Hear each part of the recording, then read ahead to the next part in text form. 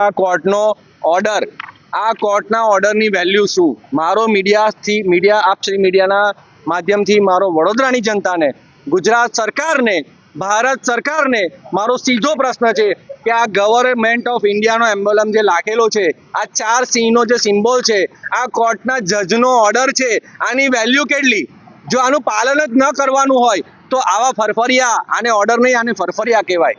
આ સરકારી કર્મચારીઓ જે ઉપર એસી કેબિનમાં બેઠા છે ને, એ કોર્ટના ઓર્ડરનું પાલન નથી કરતા, તો એમણે શું કરવા બેસાડ્યા છે?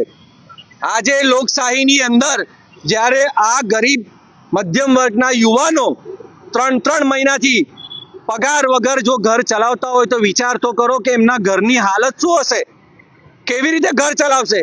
કેવી રીતે ચૂલો સળગશે? ચોરી કરશે, લૂંટફાટ કરશે। આ કોઈ ભાઈ, તમે લોકો કોઈ બાંગ્લાદેશથી આવ્યા છો? તમે લોકો કોઈ પાકિસ્તાનથી આવ્યા છો?